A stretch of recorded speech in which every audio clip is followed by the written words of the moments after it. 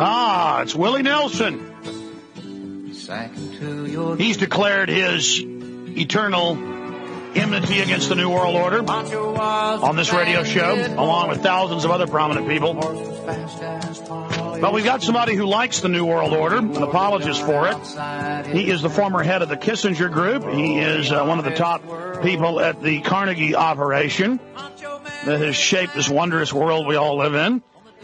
And he wrote the last book, Running the World. He has his new book out, bound to be a bestseller, Superclass, the Global Power Elite and the World They're Making, all about the Bilderberg Group, Trilateral Commission, CFR. And he is, of course, David Rothkopf, and we appreciate him coming on. He's kind of the new generation of Henry Kissinger prototypes. And we appreciate him spending time with us. And I was talking to him in the break, and I said, I started talking. I said, "Hello, sir. Thanks for coming on." He started laughing. And I said, you know my views. He said, "Yeah, I know them." So we appreciate him coming on. Thanks for coming on with us. My pleasure. So tell us all about the New World Order and about the superclass and the people that run it all for us. Well, superclass is looking at how power has changed in the modern world and how, there have always been elites, but what's emerged in the past 20 or 30 years is an elite that operates on a global stage as opposed to a national stage. And obviously when an elite's on a national stage, you've got this kind of umbrella of sovereignty, laws, and other things that can help rein them in and give people at large a voice.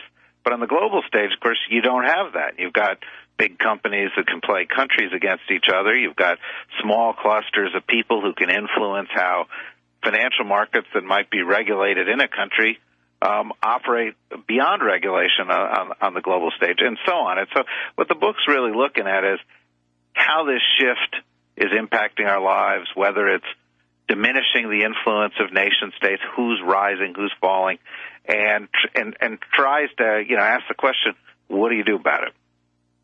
So this is the model I saw in think tank papers 25 years ago, where we're going to give the slaves a choice of, are we going to have a world government system that you have a stake in, or is it going to be a world government system that you don't have a stake in, but we end up with world government either way? And as you write in your book, we basically have these non-governmental organizations that are trained SEALs for the 6,000 super elite. I love how you guys engineer each crisis and then offer each new solution to the crises that were created by the global super vampires.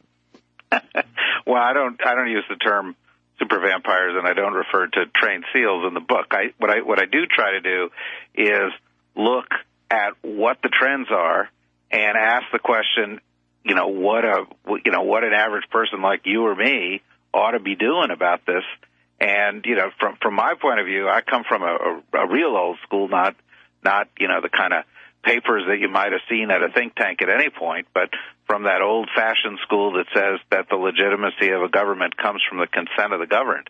And we've got lots of things going on the global stage where decisions are being made that don't reflect in any way on the consent of the governed. But, Mr. Rothkopf, they tell me working at the heading up Kissinger and Associates, what type of work you did? It was the Kissinger and Associates is a small consulting firm that advises companies on how they can build their business around the world. But we know that Kissinger's a big super gopher for David Rockefeller and other big interests. So, that's a very powerful position. You certainly count yourself amongst the 6,000 super class, aren't you? Heck no. Anybody who's as worried about how do you pay for your daughter's college education as me is not a member of the superclass. But it isn't about money, though. Isn't it about the levers of power? It is, but the definition that I use for who's a member of this superclass is the ability to influence millions of lives across borders on a regular basis, and I don't do that. But, CEOs of big companies do, big financial executives do, people who run governments do. Well, here's an example. Henry Kissinger wrote, as you know, in 1973, State Department Memorandum 200, saying that IMF and World Bank money to third world nations would be tied to population reductions, sterilizations, food wars, things like that. Are you familiar with Dr. Kissinger's State Department Memorandum 200 that was then taken on as U.S. foreign policy? I'm not familiar with that particular document, but I have in my last book and in other things taken a position that, Kissinger did some things when he was Secretary of State, National Security Advisor, that were positive. He also did some things that I didn't agree with, and I'm not out here either advocating what he's done or passing judgment on him. Well, bottom line, we know that through globalism, which is just I would call it a modern manifestation of the British imperial system. Not saying they even particularly run it today, but that same power behind the throne system of good old boys of regional roundtable groups, as Dr. Carroll Quigley at Georgetown said. I'm sure you're familiar with him. Now we're looking at this, and you're right in your book. We're now under a global government. It's just a group of piratical corporations, bigger than any one government, having their way with us. But then the argument is being put forward by that very same consortium to have a even more powerful global government in the name of reining themselves in. That's like somebody saying, please don't throw me in the briar patch. Your comments to that? Well, first of all, I don't advocate a global government at all. I do think that we could use some global governance. I don't think that the argument that financial elites make that somehow they should be allowed to operate on a global stage without regulation makes sense. And we've seen in the past, couple of weeks a situation where that system, that approach has run amok, and that they then had the power to go to leaders in Washington and say, hey, bail us out at our investment bank while you're ignoring bailing people out who have mortgages at home. So, I think that somehow you've got to get your regulatory arms around that. And I think you need to deal with a whole host of other transnational issues, ranging from, immigration to proliferation of weapons of mass destruction to global trade in some way that reflects the will of people at large, as opposed to leaving it to informal clusters of super empowered people and institutions who are going to act in their self-interest. Okay, well, here's an example. Of everybody else. Our mole got the entire list of attendees at the Trilateral Commission meeting a few days ago in D.C., was able to get the whole list, what they talked about, what they did. There might even be a tape, but we'll see if that gets released. We just had Jim Tucker on a few minutes ago, and there they were saying the government must fully pay in to the banks and, quote, bail them all out. Well, look, first of all, I don't know what happened at the Trilateral Commission meeting. I do know the Trilateral Commission has sort of been on hard times in the past few years, as a lot of the people who were originally involved in it aged and it didn't replenish itself. Yeah, you say that on page 162 of Running the World. Yeah, well, it's kind of, it was a group that's kind of past its sell-by date. But, having said that, I also know that this recent meeting is an effort to try to see if you can bring some new blood into it and restore the process. Having said that, you look at the list you've got there, and 60-70% of the people in the room fall into the category of wonks rather than people who've got real power. So, that's really a talking shop. What would you call yourself? Pardon me? What would you call yourself? In what respect? You wouldn't call yourself. I call myself a wonk? No. Yeah, probably. I'm writing books, I'm writing articles, I'm out there offering my opinion, but I don't have any ability to sort of, move people in the direction of my opinion beyond, whether I express it clearly or not. Well, look, we know that the big think tanks and the big military-industrial complex foundations are studying human activity, studying how we behave, engineering our society. That came out in the church hearings about the Carnegie Endowment for Peace that you're in. So, again, you guys all come across as real reasonable and friendly and everything's okay. But when I ferret into Richard N. Haas writing Club of Rome documents admitting global warming's fake, but saying that we need to use it to make humanity the enemy so the state can organize against humans. Have you read that quote? No. Are you friends with Haas? Yeah, well, I'm pretty friendly with Richard Haas, but I got to tell you, that sounds ridiculous. First of all, global warming isn't a fake, but secondly, who in whose interest would it be to engineer that? Who would benefit from that? Why did Hitler want to kill everybody else but him and his people? Look, well, I mean, the motives of he got that from the West. He got that from the Carnegies. He got that from the Rockefellers. You know who funded eugenics. That is the main driving force of everything in our society. Well, I mean, again, I don't certainly. Well, are you compartmentalized? Let's say maybe you don't know. I mean, what division are you? I mean, I've got your title here, but what do you do at Carnegie? I'm just a visiting scholar. I work on things like international economic issues. I work on things like America's role in the world. But what I do is I write books and I write articles. That's what I do. I wish I had the kind of influence that is normally ascribed to these groups, but most of the guys who work in think tanks are, former this or former that, or they're academics, and they're trying to influence policy. And, all you have to do is listen to the political debate in the United States today and to see what that debate's about to realize policy types aren't having much influence on the debate at all. Okay, let me read this to you. This is Richard N. Haas. First published in the First Global Revolution, 1991, republished Club of Rome, 93, just republished last year. In a report titled The First Global Revolution, Club of Rome, Globalist Think Tank, we find the statement by Haas. In searching for a new enemy to unite us, we came up with the idea that pollution, the threat of global warming, water shortages, famine, and the like would fit the bill. All these dangers are caused by human intervention. The real enemy, then, is humanity itself. And he went on to call for state sovereignty must be altered in a global era, that a system of world government must be created and sovereignty eliminated in order to fight global warming. And it goes on and on. And you're saying I'm not for global government, I'm for global governance. That is a semantical trick. Well, you could say that, but take an issue, take an international issue. One has to acknowledge we live in an era where there are whole sorts of issues that are beyond the ability of individual nations to deal with. And so the question is, how do you deal with them? And if you don't want to have global governance, you don't want to have, some kind of mechanisms that are actually connected somehow to the people, who resolves these issues? What I'm saying is, if there's a void, then the way it gets resolved is the competing self-interest of the most powerful people and companies and institutions.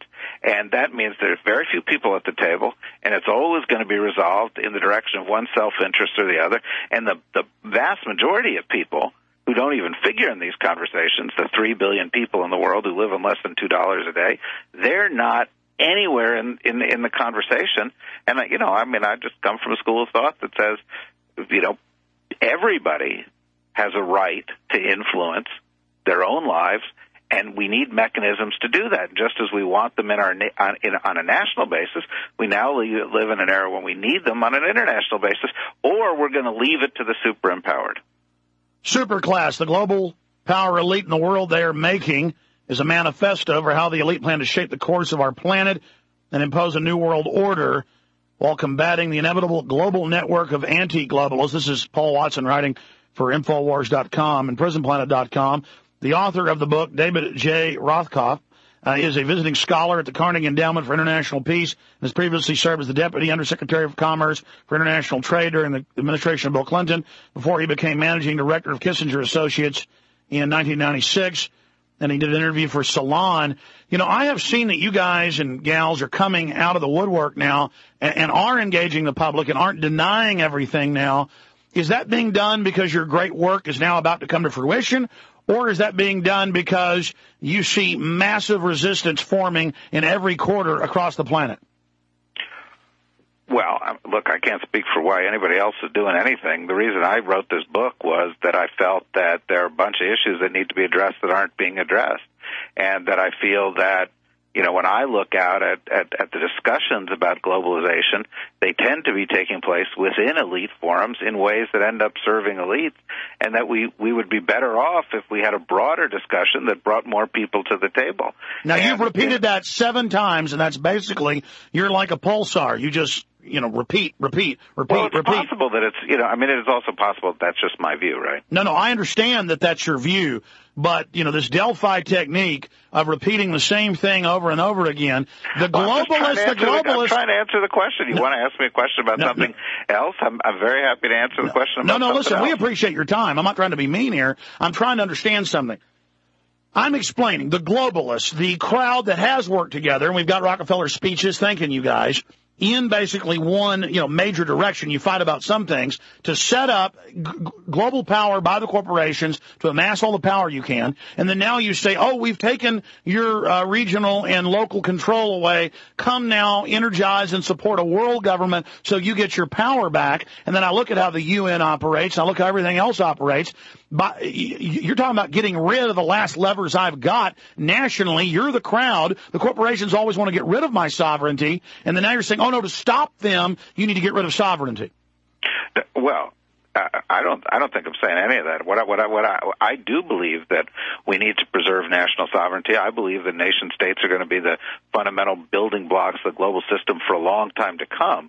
What I'm saying is that there are gaps in the system forming because there is so much global activity. And, we've got two kinds of international organizations in the world, weak and dysfunctional. The UN, the IMF, the World Bank, all of these were cooked up 60, 70 years ago to respond to a post-World War II reality, and the countries that are most influential and the issues that are needed to be addressed are different from the ones that those organizations were built to deal with. And now John McCain and you and everybody else are calling for a new global system of, quote, democracy, these League of Democracies, which I guess you can form and get rid of the bureaucracies in your image. But, that's always basically been the plan, is to use the UN and NATO and other groups as building blocks in the new World Order system. Well, look, I think that there was a plan at the end of the Second World War to create international institutions so that we didn't end up fighting the kind of wars that have been fought for the preceding several hundred years because the cost of modern warfare had grown too high. I think the issue now is what kind of institutions work best. Should those institutions somehow disenfranchise nation states? Of course not, because you need institutions that are as close as possible to people to reflect the interests of those people. Yeah, Prince Philip, Ted Turner, the head of the Human Genome Project, Dr. Watson. We have thousands of their quotes. How they got to build a world government so they can carry out the big black op. Then you talk to globalists and technocrats, and they'll tell you point blank. I've had them walk up to me on the hike and bike trail, and it'll be a retired U.S. senator. And, Mr. Jones, you're wrong about what we're doing. It's not run by one group. It's not one power structure. We don't all want the things you say. All I know is that what the Rand Corporation says happens. All I know is what these big commissions call for happens. All I know is I hear about the League of Democracies. We're losing our freedoms. Pentagon-designed MIT control grids are going in, and the government calls it a control grid. Police are tasering and killing people every day. All I know is, Mr. Rothkopf, would you say that this is all just happening because the state is growing out of control, or because there isn't order? I mean, you're saying there are some power structures. A, who are the different power blocks? How would you break it down? And then B, what would your answer be to counter that? Well, first of all, the way I broke it down was, there was a book 50 years ago written by a guy named C. Wright Mills called The Power Elite. And it looked at how in the United States, political, military, academic, cultural, other kinds of power leaderships tended to be kind of interlocking directorships. A lot of people knew each other and worked together, and what the consequences of that were. And I said to myself, well, if I'm going to go look at that kind of group today, it's going to be on a global stage, not just on a national stage, and I thought I'd look at how it broke up. But, you could look at political power structure in the United States and you see fragmentation. You look at it on a global stage, there's more of it. You look at businesses and they have competing interests. Oil companies want something completely different from what alternative energy companies want. You look at it in media, and again, they're competing interests. So, to say that, somehow there's a grand plan out there that's being achieved, that's not the main problem. And frankly, if I were worried about people with too much power, what I'd be worried about is the reality more than the myth. And the reality is that very often people with a lot of power act in a self-interested way. And when those interests align, because they are so super-empowered, they tend to get their way more than average folks who don't have the ability to offset that. Well, we have thousands of quotes by top globalists saying the House of World Order will cost money and blood. We're going to kill anybody that gets in our way. I can read those if you'd like from, just incredible British lords, you name it. And then we see everything they called for 80 years ago being built. And then now they're saying, oh, global government will stop us. You know, if that will defeat us as they start hundreds of foundations, you know, and push them and run them and, you know, constantly drive for all of this. Well, who is the most powerful then? You say we need this global system to stop these evil globalists. I mean, who is in power? Who are the major power brokers right now? Well, it depends on what you're talking about. I mean, if you're talking about international finance, there are 50 institutions that have $48.5 trillion, and those institutions thus, you know, control about a third of all assets. If you're looking at companies, there are 250 companies that have annual sales that are roughly a third of global GDP. So clearly, when you've got more assets, you've got the ability to determine how those assets are allocated. But it's all interlocking. It's all interlocking. I mean, the Rockefellers... It is interlocking. You're right about that. The Rockefellers are about to fire Rex Tillerson because he won't go along with the global tax scheme. Go ahead. Well, first of all, they're not going to fire him because they don't have enough power to do it. But the point is, it is interlocking. It's just not all interlocking. There are a lot of self-interested groups acting in competition with each other out there.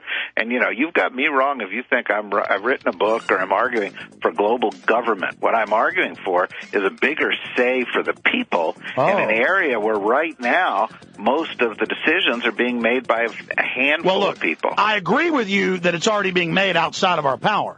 But do I want to give those same banks... Big Brother, mainstream media, government cover-ups. You want answers? Well, so does he. He's Alex Jones on the GCN Radio Network. And now, live from Austin, Texas, Alex Jones. David J. Rothkopf is our guest. The new book is out in stores. Get it, read it, analyze it.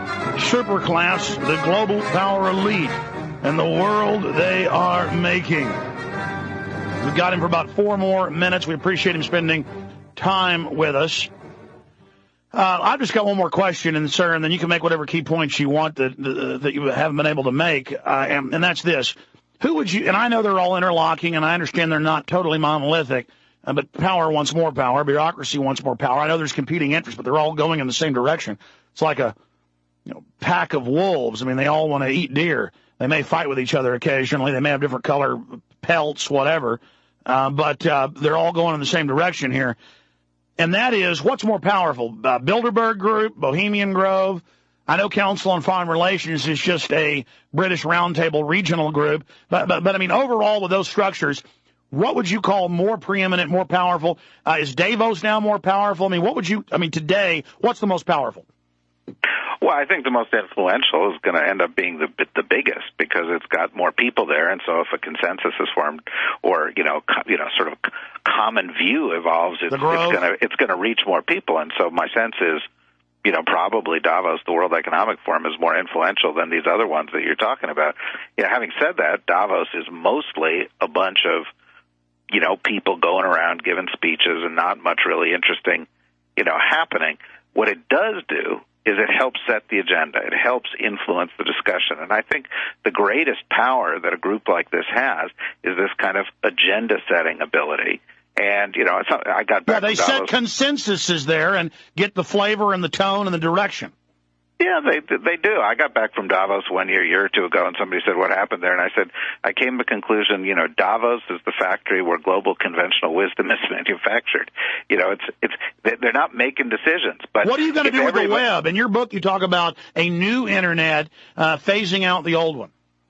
Well, look, the web is great in the sense that it empowers people. It's led to all sorts of grassroots movements that enables people to go and create information and share it in a way that only the rich and powerful could have done before. But having said that, if you take Microsoft, Google, AOL, Yahoo, and MySpace, they can, those big corporations are responsible for 96% of the Internet access in the United States. So it has made some people very rich and powerful. It has also empowered a lot of people. It's just not. So what needs to happen? An Internet 2 with other corporations and institutions, and then you'll sign on to it and have a subdomain Internet 2? No, I don't even know what an Internet 2 is. I think that the empowering qualities of the Internet are wonderful. So what are you calling for with the net? I'm not calling for anything. I don't have any agenda as far as the net goes. Well, I got some quotes here. I don't have time to dig them out, but, you do Your book doesn't have anything about the Internet or... No, it talks about how the Internet has created some, members of the superclass, and it has talked about the power of the Internet to help democratize. But you say something about domain names and the UN. I do talk a little bit about ICANN, which is one of these sort of very, very, very narrow global governance mechanism that helps assign domain names that has worked better than some other, groups like the UN. So, the point is, I believe that globalization is not a reversible trend. I believe that, there's never going to be a referendum in which we sort of vote against it. It's a historical trend that's a continuation of the Industrial Revolution. And so the consequence from my perspective is, what do you do about that? Well, you know what? I want to just keep you for one more minute past the break for our Internet audience, John, so keep him on with me. For folks listening on the web, we're just going to skip 1 minute of this break because I wanted to ask you about what are these 866-644-1933. Find the book at survivemartiallaw.com. Protect your family. From his Central Texas Command Center, deep behind enemy lines, the information war continues. It's Alex Jones and the GCN Radio Network.